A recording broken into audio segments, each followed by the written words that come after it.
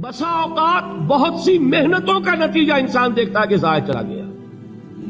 میں نے 10 سال محنت کی، حاصل کوئی نہیں نکلا. یہ ثمرات کیا ہیں؟ محنتوں کے ثمرات کا ضیاع.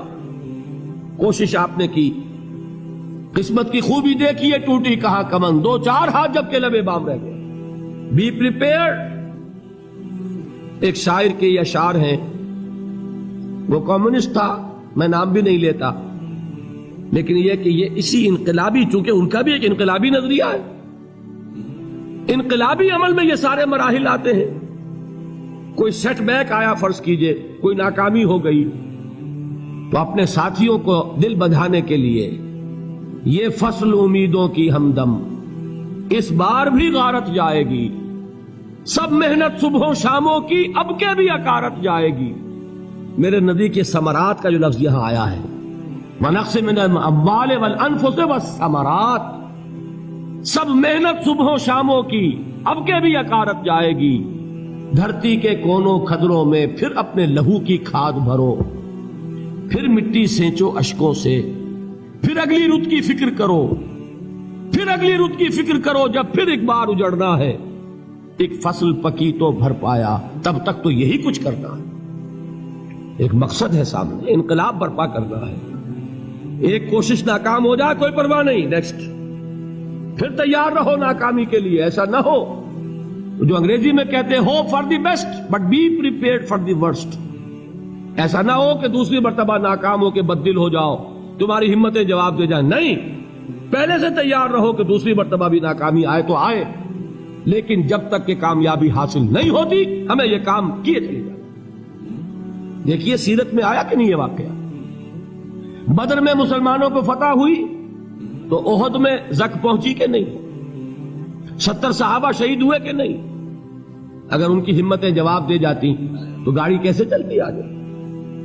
تو فرمایا وَلَنَبْلُوَنَّكُمْ بِشَيْءٍ مِّنَ الْخَوْفِ وَالْجُوعِ وَنَقْصٍ مِّنَ الْأَمْوَالِ وَالْأَنفُسِ وَالثَّمَرَاتِ. ہم تمہیں لازم آزمائیں گے، خوف کی کیفیت سے، فقر و فاقے کی کیفیت سے، بھوک سے، جان کے نقصان سے، مال کے نقصان سے، محنتوں کے حاصل کے ضائع ہو جانے سے. وَبَشِّرِ الصَّابِرِينَ، اور اے نبی بشارت دیجئے صبر کرنے والوں کو.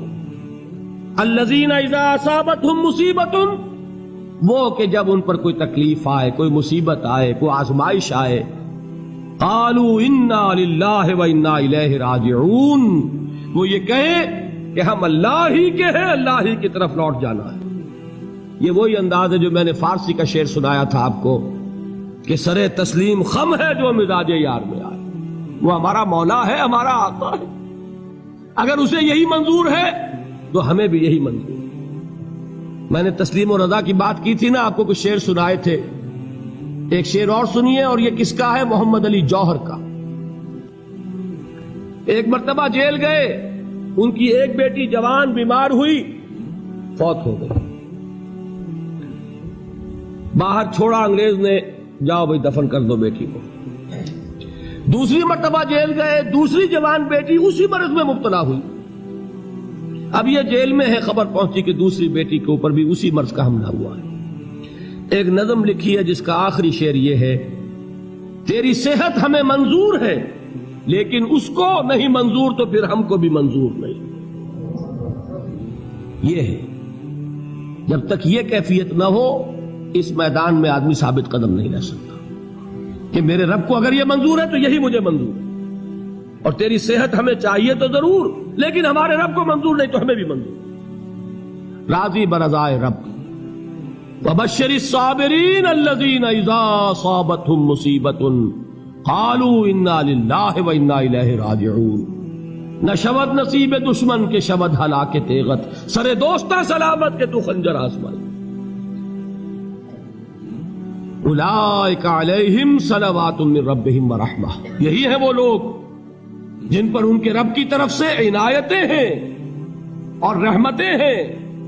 وَأُولَئِكَ هُمُ الْمُهْتَدُونَ، اور یہی ہے وہ لوگ جو کامیاب ہونے والے ہیں، ہدایت پانے والے، ہدایت یافتہ.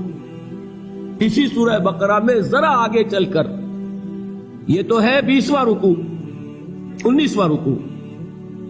21ویں رکوع کی پہلی آیت ہے لیس البر ان تولوا وجوهکم قبل المشرق والمغرب ولكن البر من آمن بالله واليوم الآخر والملائكة والكتاب والنبيين وآتى المال على حبه ذوي القربى واليتامى والمساكين وابن السبيل والسائلين وفي الرقاب وأقام الصلاة وآتى الزكاة والموفون بعهدهم إذا عاهدوا والصابرين في البأساء والضراء وحين البأس. اب یہ آیت جو ہے سورۃ العصر میں جو مضامین آئے تھے سارے اس میں موجود ہیں. وہاں ایمان کا لفظ آیا، یہاں 5 ایمانیات کی تفصیل آ گئی، اعمال کی تفصیل آئی، اور آخری بات وہاں کیا ہے وتواصوا بالصبر، اور یہاں کیا ہے والصابرین فی البأساء والضراء وحین البأس. اور صبر کرنے والے، اصل نیکی ان کی ہے جو صبر کریں. کس میں؟ جنگ کے وقت. ذرائے بأسائے، بأسا کہتے ہیں فقر اور فاقہ. واحد آئے گا باس تو اس کے معنی جنگ، اور بأسا جمع میں آئے گا تو فاقہ فقر بھوک. اور ذرائے جسمانی تکلیف، ضرر جسمانی تکلیفوں میں صبر کرنے والے، فقر اور فاقے میں صبر کرنے والے، اور جنگ کے وقت صبر کرنے والے. اولئک الذین صدقوا واولئک هم المتقون. یہ ہیں وہ لوگ جو صبر کرنے والے ہیں، یہ ہیں جو سچے ہیں، جو اپنے دعوے میں نیکی کے اور ایمان کے صادق ہیں، اور یہی وہ لوگ ہیں جو متقی. اگلی سورت ہے سورہ آل عمران. اس میں 2 لفظ آئے ہیں آخری آیت، یا ایھا الذین آمنوا اصبروا وصابروا ورابطوا واتقوا اللہ لعلکم تفلحون. دیکھیے یہاں صبر اور صابر جو تعلق جہد اور جہاد کا ہے وہی ہے صبر اور مصابرت. صبر ایک طرفہ عمل ہے، آپ جھیل رہے ہیں، برداشت کر رہے ہیں. صبر عن المعصیہ، صبر عن الطاعہ، صبر عن الابتلاء، یہ سب کیا ہے؟ صبر. اور مصابرت کیا ہے؟ صبر کا صبر سے مقابلہ. یہ سورہ آل عمران اب وقت نہیں ہے، میں آپ کو سناتا اللہ تعالیٰ نے کیسے کیسے مسلمانوں سے کہا. مسلمانوں تمہیں زک پہنچی ہے تو انہیں بھی تو پہنچی تھی. ان کے 70 نہیں مارے گئے تھے بدر میں؟